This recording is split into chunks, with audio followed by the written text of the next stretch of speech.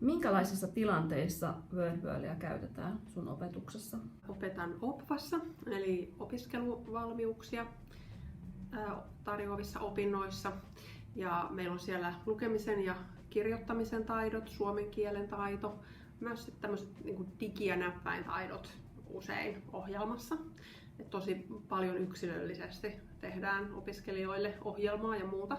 Niin näissä asioissa siitä on ollut tosi paljon hyötyä, että varsinkin sanasto, suomen kielen sanasto tai sitten ihan tällaiset, että kootaan vaikka sanoja kirjaimista tai valitaan oikeita sanoja, ryhmitellään sanoja, kaikkea tällaista. S2 todella mainio apuväline.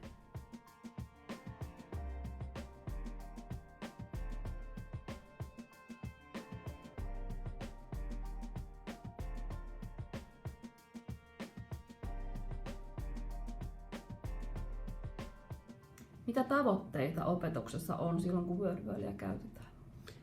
No, usein käytetään asioiden kertaamiseen, että niitä on ehkä opiskeltu jotain sanoja tai muita asioita jossain muussa yhteydessä ja sitten ne on sellaisia tehtäviä, joita tehdään siihen päälle. Tai sitten vastaavasti kyllä joskus myös niin, että ennen kuin varsinaisesti ruvetaan käymään läpi jotain isompaa asiakokonaisuutta, niin sitten vähän verrytellään ja otetaan jotain yksittäisiä WordWall-harjoituksia.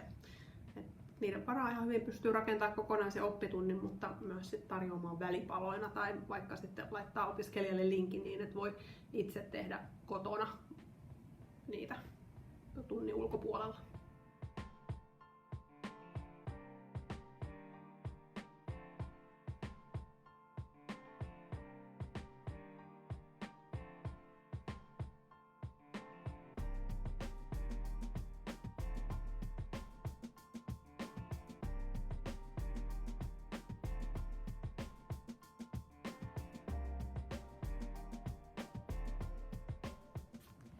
Mitä hyötyä WordWorldin käytöstä on?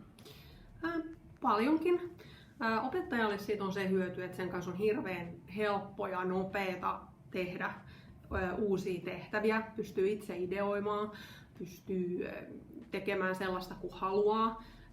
Että se on niin tosi helppokäyttöinen ja sitten toisaalta siellä on myös paljon valmista materiaalia, eli löytää muiden opettajien tekemiä juttuja ja pystyy joko käyttämään niitä sellaisenaan tai sitten ottaa niistä ideoita. Opiskelijalle ihan varmaan se, että se on helppokäyttöinen ja selkeä ja koska sillä pystyy tekemään monipuolista materiaalia, niin myös opiskelija saa sitten monipuolista harjoittelua.